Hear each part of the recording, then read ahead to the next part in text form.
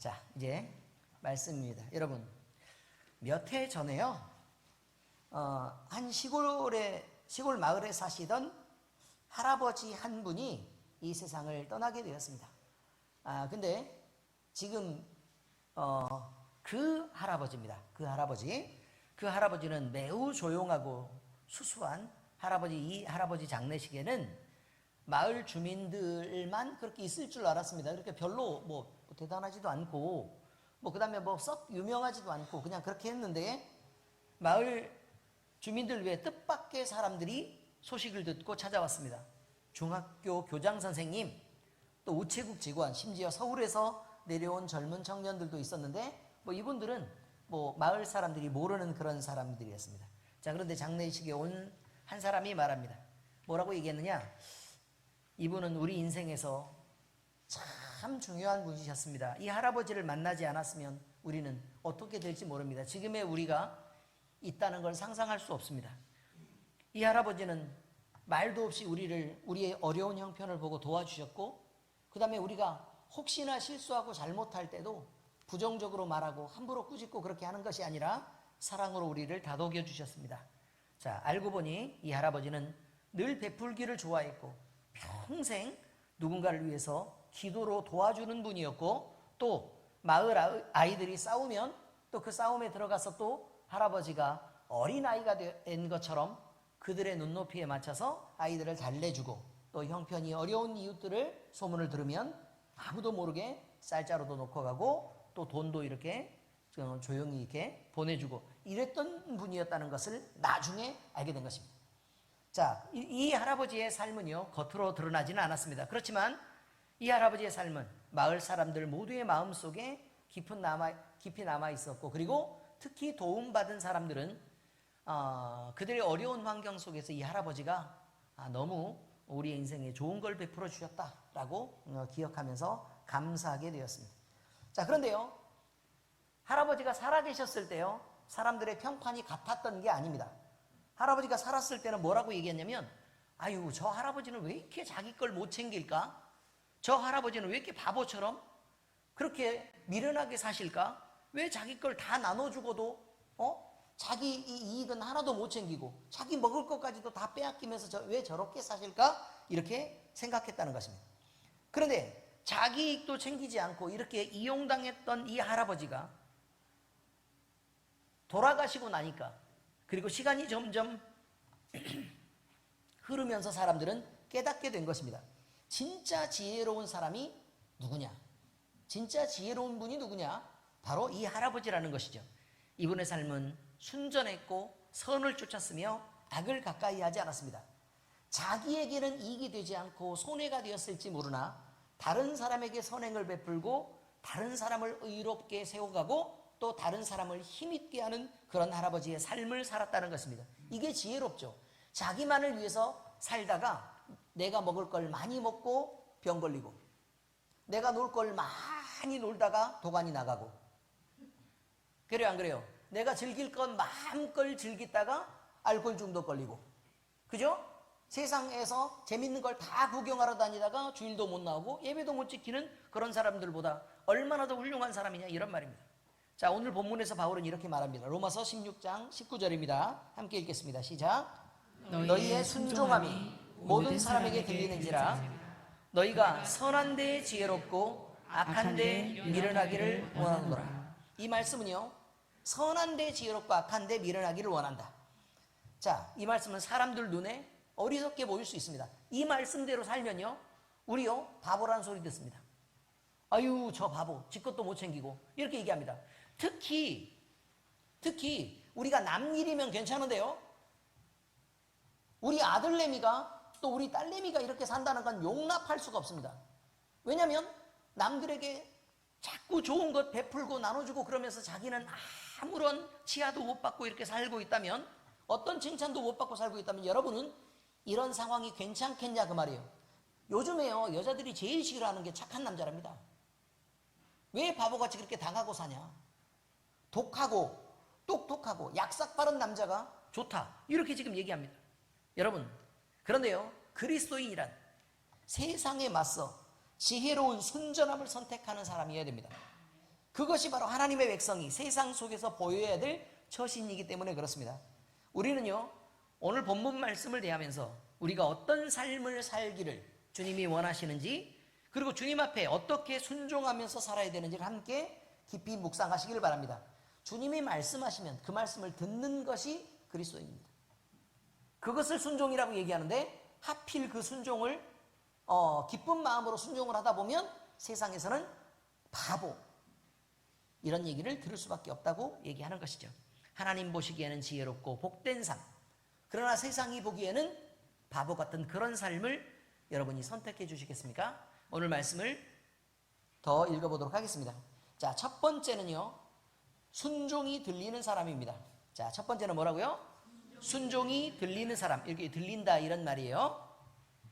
바울은요, 로마 교회 성도들을 향해서 말합니다. 너희의 순종함이 모든 사람에게 들린다. 자, 요렇게 들리기도 하고 요렇게 들리기도 하고. 아시겠죠? 자, 그러니까 소문난다는 뜻입니다. 소문난다. 자, 그러면 보세요. 이 말씀은요, 로마 교회를 바울이 곧 방문하고 싶잖아요. 그죠? 곧 방문하고 싶은데 바울이 칭찬 많이 해가지고 내가 가면 좀 좋은 대우를 받아야 되겠다, 이래가지고 한 게 아니라 그 말이에요. 전화통화를 미리 하는 거예요. 전화통화를. 우리가 어느 집을 방문하기 위해서 전화통화를 하는데 잔뜩 싸우고 가면 어떻게 되죠? 문전박대 당하기 쉽습니다. 그런데 한참 칭찬하고 막 이렇게 막 행복한 말들을 하고 막 이렇게 좋은 말들을 잔뜩 하고 가면 우리가 그나마 좀 밝고 좋은 얼굴로 대할 수 있다는 거예요. 그런데 바울이 그런 인사를 위해서 얘기한 게 아니라는 것입니다.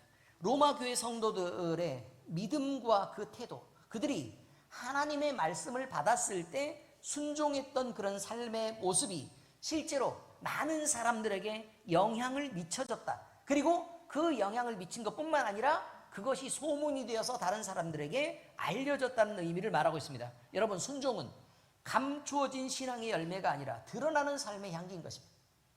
우리의 순종은 그냥 말로 할 수 있는 게 아니라 결국 몸을 움직여서 행동하지 않으면 안 되는 것이라 그 말입니다. 순종은 말보다 강합니다. 자, 어떤 사람이 와가지고요, 저한테 우리가 주의 교훈과 훈계로 양육을 할 때 우리 자녀들을 어떻게 양육했으면 좋겠습니까? 라고 질문하시는 분이 계셨습니다. 그래서 제가 뭐라고 얘기를 했느냐? 성경은 좀 읽으십니까? 라고 물어봤습니다. 그랬더니 뭐라고 얘기하냐면 바쁘고 그래가지고요, 거의 읽을 시간이 없습니다. 그래서 그러면 집에 와가지고 대부분은 어떻게 시간을 보내십니까? 너무 피곤하고 힘드시죠? 예, 그래서 지쳐가지고요, 그냥 샤워하고 텔레비 앞에 앉아서 소파 앞에 앉으면 3시간, 4시간 어떻게 시간 가는지 모르고 있다가 그냥 대충 잠자고 이렇게 그렇게 합니다. 성경 읽을 시간이 왜 없습니까, 그럼? 라고 제가 물어봤습니다. 성경 읽을 시간이. 아니, 성경 5장 읽는데 30분이면 됩니다, 여러분. 그죠? 읽을 마음이 없어서 안 읽는 것이지, 읽을 수 없어서 못 읽는 게 아니라 그 말입니다. 자, 그 다음에요, 어떤 전도사님이 저한테 물었습니다. 전도사님이, 목사님, 부교육자 생활을 지금 파트 전도사 생활을 이렇게 하고 있는데 너무 교회에 일이 많고 그래가지고 죽을 만큼 힘이 듭니다 라고 얘기를 하더라고요. 죽을 만큼 힘이 듭니다. 자, 그런데 여러분, 죽을 만큼 힘이 드는 것이 하나님의 뜻이겠습니까? 아니라고요? 하나님의 뜻이라고요? 죽도록 충성하라 그랬으니까 하나님의 뜻이라고요? 아니, 성경을 어떻게 이해하는지 좀 들어보고 싶어서 그런 거예요. 죽을 만큼 힘이 드는 것은요, 하나님의 뜻이 아닙니다. 왜 하나님의 뜻이 아니냐? 한 사람에게 일이 몰려야 죽을 만큼 힘이 드는 것입니다. 여러 사람이 그 일을 나누어서 각 지체의 일을 이렇게 함께 해줘서 사람들의 짐을 덜어주는 것이 하나님의 뜻입니다.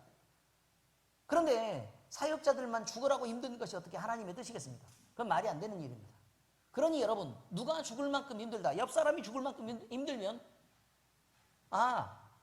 그 사람한테 뭐라고 얘기를 하냐면, 이거 바보같이 뭐하러 당신이 죽을 만큼 힘들게 일하냐 라고 하지 마시고 어떻게 해야 된다고요? 이 일을 나눠주는 것입니다. 함께 손을 보태고 그리고 함께 그 자리에 있어주는 것입니다. 그러면 그 사람의 일이 덜어지겠죠. 그리고 그 일을 나눠 갖는 것입니다. 근데 이 사람이요, 너무 욕심이 많아가지고 주의 일을 놓지 않으려고 합니다. 그럼 어떻게 해야 돼요? 막 뺏어가면 막 마음에 상처가 될 것 같아요. 그러면 어떻게 하면 돼요? 그러면 어쩔 수 없이 냅둬야 돼요? 아니요. 우리는 하나님의 뜻을 따라야 됩니다. 사람의 뜻을 따르는 게 아니고 누구의 뜻을 따라요? 하나님의 뜻을 따라야 돼요. 그럼 어떻게 해야 된다고요? 일을 나눠주고 함께 일하는 것이라니까요. 아시겠어요? 무슨 말인지? 아무리 힘들다 그래도 그렇게 해줘요. 그런데 그렇게 일을 놓지 못하는 사람들은요, 믿음이 약한 것입니다. 믿음이 약한 거예요. 두 가지 의미에서 믿음이 약해요. 첫 번째는 하나님의 일을 하는데 기쁨으로 못하고 죽을 만큼 힘든 것으로 일한다면 믿음이 약한 것이에요. 여기까지는 이해되시죠? 그 다음에 두 번째 믿음이 약한 것은 그렇게라도 하지 않으면 자기가 인정받지 못할 것 같아서 하는 거예요. 그러니까 사람이 높아지려고 하는 일이라 그 말이에요. 의미를 아시겠죠? 그러니까 누가 내가 설거지를 엄청 열심히 하고 있어요. 그런데 어떤 분이 와가지고 아유 제가 설거지 좀 도와드릴게요 라고 얘기하면 어떻게 하면 돼요? 그럼요. 그럼 얼른 이리 오세요. 우리 함께 해요 라고 얘기하는 게 맞다는 거예요. 그런데 막 자리가 너무 좁아. 그럼 어떻게 해줘요? 자리를 피해서 설거지하는 걸 보고 칭찬을 해주면 돼요. 이렇게 일하는 거라고요. 일하는 방법들을 모르니까 자꾸 문제가 생기는 것입니다. 자, 여러분, 이렇게 순종해야 된다 그 말입니다. 자, 조금 전에 얘기했죠. 자식을 어떻게 가르쳐야 되느냐, 이런 말을 제가 했습니다. 성경을 많이 읽으셔야 됩니다. 그런데 그 성경을 읽은 것으로 자식에게 계속 이야기를 해주는 것입니다 라고 얘기하지 않았습니다, 여러분. 왜냐하면 말은 능력이 아닙니다. 행동하는 것이 능력입니다. 하나님이 살아계심을 보여주고 싶으면 당신이 하나님을 기뻐하고 즐거워하고 행복해하는 모습을, 주님을 섬길 때 그렇게 하는 모습을 보여주는 것이 아이에게 신뢰가 가는 것입니다. 주님이 오신다고 마라나타 마라나타 찬양을 하는데 여러분, 여러분이 주님을 기다리는 삶을 살지 않는다면, 오늘 긴장하고 지금 주님이 오시는 것처럼 살지 않는다면 그 마라나타 찬양이 거짓 찬양이 되는 것입니다.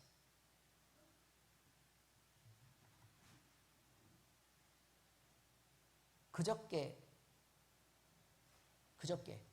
새벽에요. 통증이 너무 심해가지고, 제가 아픈 사람이니까 목소리도 잘 안 나오죠. 아픈 사람이니까 통증이 너무 심해가지고 견딜 수가 없었습니다. 그래서 그 온몸이 다 아픈데 이게 펴면 쥐가 나니까 이렇게 꼬불꼬불 이렇게 굼벵이처럼, 이렇게, 굼벵이 알아요? 굼벵이 잡아놓으면 이렇게 꼬부라지는 거 알죠? 굼벵이처럼 엎드려서 뭐 이렇게 그렇게 계속 기도를 이렇게 하고 있었습니다. 그때가 새벽 시간입니다. 새벽 시간. 기도를 이렇게 하고 있는데요, 정말 놀라운 경험을 하게 됐습니다. 깜짝 놀랐습니다. 이렇게 보는데 가슴에서 불이 막 이렇게 있어가지고 가슴 속에서 막 어마어마하게 막 뜨겁게 막 이렇게 타오르는 거예요. 근데 제가 느끼기에도 우리 주님이 나를 이렇게 내 가슴을 이렇게 뜨겁게 하시는구나 라고 생각을 하게 됐어요. 그런데 그 뜨거운 열기 때문에 머리끝에서 발끝까지 막 열이 막 가득한 거예요. 막 불이 붙는 것처럼 이렇게 하더니 땀을 쫙 이렇게 엄청 땀을 많이 흘렸습니다. 땀으로 목욕을 했어요. 그래가지고 통증이 싹 가시고 한꺼번에 이렇게 딱 낫는 거예요. 근데 그런 게 한 번이 아니라 조금 시간이 지나서 한 번 더 그렇게 막 뜨겁게 해가지고 제가 그래서 허영희 집사를 생각하게 됐습니다. 아니, 우리 허영희 집사는 왜 이렇게 추울까? 우리 주님을 이렇게 모시면 이 불덩어리를 품고 있으면 난로를 앉는 것과는 전혀 다른 의미일 텐데, 땀을 뻘뻘 흘렸다니까요. 온몸이 목욕을 했어요. 여러분의 가슴은 어떤 가슴입니까? 뜨거운 예수 그리스도를 품고 계십니까? 실제로 그렇지 않으면 그건 능력이 아닙니다, 여러분.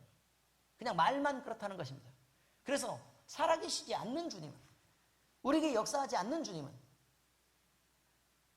그건 우리에게 어떤 의미가 되느냐라고 말할 수 있습니다. 여러분, 우리의 신앙은요, 실제적인 주님을 만나고 그 주님을 경험하는 것입니다. 그렇게 살지 못한다면, 또 그런 일을 경험하지 않고 있다면, 여러분, 살아계신 하나님이라고 말씀하시는데 저한테는 왜 이렇게 인색하십니까? 라고 말을 할 수 있어야 합니다. 왜 주님을 이렇게 인색합니까? 저의 인생에는 왜 이렇게 주님이 나타나지 않습니까? 라고 물어볼 수 있어야 된다 그 말이에요. 그게 너무 당연하게 오늘 또 그렇게 살고 내일 또 그렇게 살고 모레도 그렇게 살아서 인생 전체가 너무 당연하게 그렇게 채워져 있으면 나중에 죽을 때는 어떡하려고?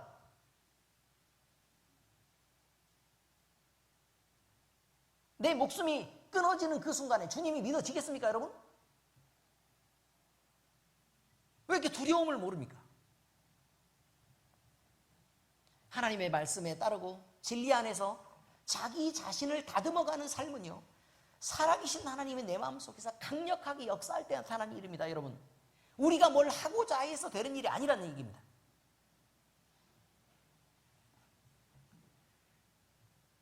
그렇게 뜨거운 가슴을 갖고 이 주님과 함께 이렇게 살아가는 이런 삶이, 이것이 순종이고, 그 순종이 행동으로 점점 반복될 때 그것이 사람들에게 소문이 나서 그 사람의 인생이 여러 사람들에게 들리는 삶이 되는 것입니다. 세상은 지식이나 능력을 칭찬합니다. 그리고 건강한 것, 예쁜 것을 자랑합니다. 그러나 하나님께서는 기뻐하는 것이 세상의 것이 아닙니다. 하나님께서 기뻐하시는 자랑은 우리의 세상적인 자랑이 아니라 순종입니다.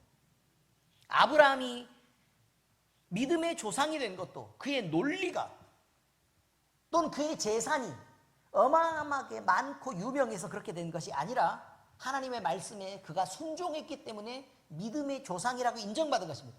창세기 22장 18절입니다. 시작. 또 내 씨로 말미암아 천하 만민이 복을 받으리니 이는 내가 나의 말을 준행하였음이니라 하셨다 하니라.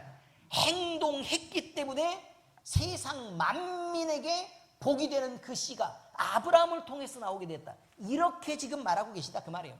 선지자 사무엘은요, 순종하지 않는 사울 왕을 향해서 말합니다. 뭐라고 얘기했어요? 순종이 제사보다 낫고 듣는 것이 순양의 기름보다 나으니라. 순양의 기름은 언제 기름을 꺼내요? 기름을 언제 꺼내요? 땀 흘리면 꺼내져요? 기름이? 아니죠. 배를 갈라야 기름을 꺼낼 수 있는 거예요. 죽여야 꺼낼 수 있는 거라고요.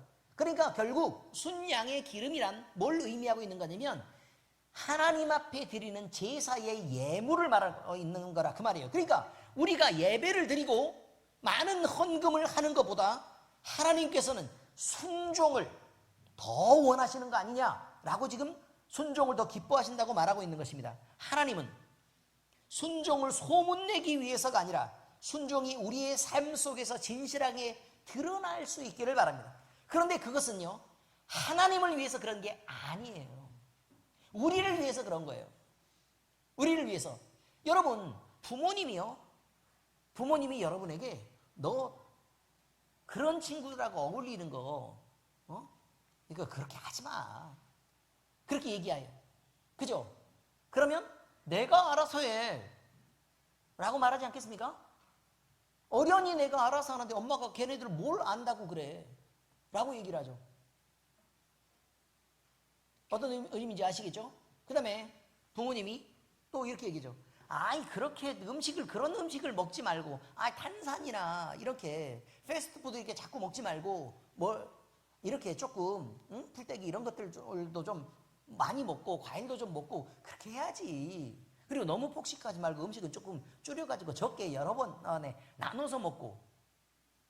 이렇게 얘기를 한단 말이에요. 그러면 잔소리를 하기 위해서 잔소리를 하는 것입니까? 아닙니다, 여러분. 자식이 이렇게 해야 그에게 유익하다고 판단돼서 그런 것입니다. 하나님의 말씀을 주셔서 그것을 따르라고 얘기하는 건 우리에게 유익을 주기 위해서 그렇다는 거예요. 그런 하나님을 믿어야 된다 그 말이에요. 하나님은 좋으신 하나님이에요. 하나님은 어떤 하나님이라고요? 좋으신 하나님. 그 하나님이 믿어질 때 우리는 순종할 수 있다 그 말이에요. 하나님이 우리에게 악한 것을 행하거나 아니면 우리가 손해되는 것을 자꾸 말씀하시면 우리가 그걸 따르기가 어렵죠. 죄송하지만 주님, 그렇지 않습니까? 그죠? 그런데 우리가 인정이 안 되고 납득이 잘 안 돼도 하나님이 좋으신 하나님이고 늘 우리에게 좋은 걸 베풀어 주시려고 이렇게 하라고 순종을 요구하시는 분임을 우리가 믿고 있다면 우리의 작은 순종은 어디서부터 나오는 거라고요? 그 인정하는 믿음에서부터 나오게 된다 그 말이에요. 그래서 자연스럽게 순종할 수 있게 된다고 얘기하고 있는 것입니다. 그러니까 우리의 삶 속에서 순종은 자연스럽게 드러날 수 있는 것입니다. 바울은 이런 모습을 로마 교회 안에서 보고 있었던 것입니다. 로마 교회 교인들이 이렇게 순종하면서 그 순종이 주변에 소문이 나더라 라는 것을 보고 칭찬을 했던 것이라 그 말이에요. 그리고 그것을 기뻐했습니다. 우리도 마찬가지입니다. 순종이 말이 아닌 우리의 삶으로 나타나서 그것이 붕붕붕붕 공명처럼 진동이 돼서 울려지는 그런 사람, 하나님 앞에서 진실하게 말씀을 따라 살아가는 이런 사람들이 있다고 소문이 나는 그런 사람, 우리가 이런 성도가 될 때 우리의 신앙은 조용히 우리가 사는 것처럼 보이지만 그러나 사람들의 마음에 깊은 울림을 주게 되고 사람들의 행동을 변화시키고 특별히 여러분의 자녀들이 하나님을 아는 자녀로 그렇게 자라지게 될 것입니다. 두 번째 말씀입니다. 선한 데 지혜로운 삶을 살자. 이런 거죠. 선한 데 지혜롭자. 바울은 로마 성도들에게 선한 데 지혜로우라고 권면합니다. 너에게 이익이 되는 것에 지혜로우라고 얘기하지 않고 어떤 데 지혜로우라고요? 선한 데 지혜로우라 라고 말합니다. 여기서 말하는 지혜는 단순한 세상의 정보나 지식을 가리키는 것이 아닙니다. 하나님의 뜻을 분별하는 능력, 즉 무엇이 선한 일이며 하나님의 마음에 맞는 일인가, 마음에 합한 일인가, 이것을 알고 따르는 영적인 인사이트를 얘기합니다. 통찰력이죠. 인사이트, 내면을 보는 거예요. 그래서 성경은 우리에게 반복해서 선을 쫓으라고 권면합니다. 계속 성경 안에서 얘기합니다. 선을 쫓아야 된다. 선을 쫓아야 된다. 악을 따르면 안 된다. 선을 쫓아야 된다. 이렇게 성경은 얼마나 많이 얘기하고 있냐 그 말이에요. 시편 강의해달라고 얘기했죠. 쭉 읽으면 다 나오는 게 그것입니다. 악인은 벌받아요. 그러나 선한 사람은 하나님을 기뻐하고 하나님을 찬양하고 하나님을 예배하는 삶을 살게 돼요. 우리 인생이 행복하고 승리하게 되죠. 그리고 그 영혼까지도 구원받게 돼요. 왜요? 선하게 살았으니까. 갈라디아서 6장 9절입니다. 시작. 우리가 선을 행하되 낙심하지 말지니 포기하지 아니하면 때가 이름에 거두리라. 이렇게 얘기합니다. 여러분, 농사 짓는 거 쉽습니까? 어렵습니까? 농사 짓는 거 어렵습니다. 근데 왜 그 어려운 일을 계속 하십니까? 뭐가 재밌어요? 계속해서 농사를 쭉 짓다가 여러분은 재밌다고 얘기하는데 막 잘 컸어요. 응? 막 옆집보다 막 이렇게 막 이렇게 토마토가 막 4배만큼이나 더 커서 막 주렁주렁 열려가지고 막 이렇게 있는데 한꺼번에 싹 비가 오더니 다 썩었어. 그러면 기뻐요? 안 기뻐요? 안 기쁘죠? 재밌다면서요. 농사는 열매를 거두기 위한 것입니다. 열매를 거두기 위한 거예요. 이게 목적이 분명하다는 거예요. 자, 농사는 뭘 하기 위한 거라고요? 열매를 거두기 위한 거예요. 그러기 위해서는 중간에 있을 만한 수많은 수고로움들을 감당하는 것입니다. 이게 중요한 거예요. 선을 행하되 낙심하지 말지니. 그러면 선을 행할 때 낙심할 일이 있다는 거예요? 없다는 얘기예요? 있다는 것입니다. 이야, 잘 모르면 목사를 시키면 됩니다. 그걸 잘 모르겠다. 그러면 엘림교회 목사를 시키면 된다 그 말이에요.